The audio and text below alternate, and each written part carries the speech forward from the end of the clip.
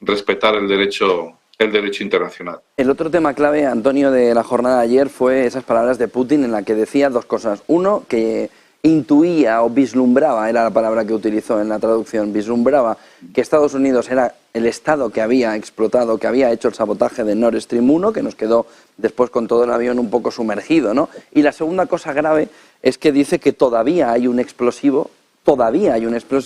en Nord Stream por una antena que han localizado Rusia dentro de esa tubería de Nord Stream, de tal manera que vuelve a resaltar el peligro que tiene en la zona ahora mismo o la situación complicada que tiene. Si ya ha dado el paso de decir que vislumbra que es Estados Unidos, ¿esto nos acerca también a un movimiento en el que el choque entre Rusia y Estados Unidos está cada vez más cerca? Pues ya son palabras mayores, porque ya no es una mera suposición o lo que sea. Si Vladimir Putin lo dice, es que tiene pruebas y podrá mostrar esas pruebas al resto del mundo. La cuestión es si el resto del mundo nos la creemos, ¿no? Así que, pues imagínate, José Antonio, que de repente saca una foto del aparato, del artefacto explosivo que hay dentro de la tubería del Nord Stream, o al lado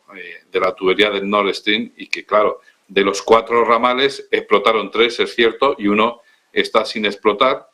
La cuestión de nuevo es si aceptamos esas pruebas, si nos creemos esas pruebas,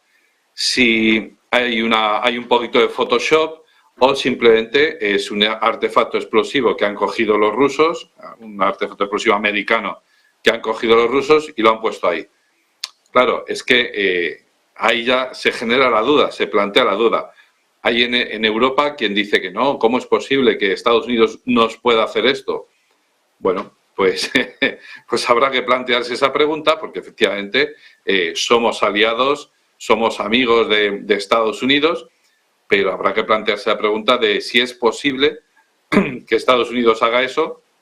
y si a él le beneficia y si, bueno, pues a él le interesaría que Rusia rompiera esa relación con Alemania, ¿no? De dependencia del gas. Es cierto que hay otros ramales gasísticos, otros gasoductos que siguen suministrando gas a Europa a través de Ucrania, además,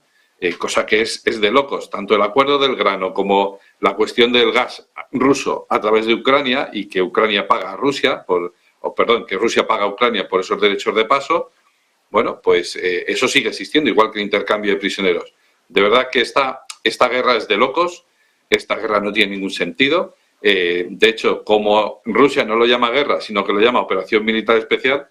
pues se puede permitir el lujo de hacer este tipo de piruetas en el aire realmente, porque cuando tú estás en guerra con otro país, pues es cierto que mantienes abiertos una serie de canales diplomáticos, de negociación, pero para buscar la paz, no para seguir vendiendo tu gas a través de ese país con el que estás en guerra, ¿no? Es decir, es toda una serie de paradojas que se están dando y que son evidentes y que están ante nuestros ojos, y eso, si se llegase a descubrir, si se llegasen a presentar pruebas, digamos, aceptables, pues no solo metería en problemas a Estados Unidos con Rusia, sino que probablemente metería en problemas a Estados Unidos no voy a decir con Europa, con los gobiernos europeos, porque claramente todos los gobiernos europeos, con alguna fisura, con alguna excepción, están a favor de lo que diga Biden, pero la ciudadanía europea que tenga acceso a esta información y que va a ser muy difícil de ocultar, bueno, pues a lo mejor empieza a haber reacciones en la calle, ¿no? Manifestaciones como las está viendo en Polonia, en Bulgaria, en Hungría, en París, en Bilbao, creo que hubo hace poco una manifestación también. Bueno, pues empezará a haber todavía más manifestaciones y ya se sabe que en los países democráticos las manifestaciones son una cuestión importante porque manifestación es igual a movilización de la opinión pública y la opinión pública al final es la gente que va a votar. Y nosotros, por ejemplo, en España tenemos elecciones en mayo, que ahí creo que la guerra de Ucrania va a ser poco influyente, pero donde va a ser sí va a ser influyente es en las elecciones de diciembre, ¿no? Entonces, si hay movilizaciones en la ciudadanía de aquí a diciembre, pues a lo mejor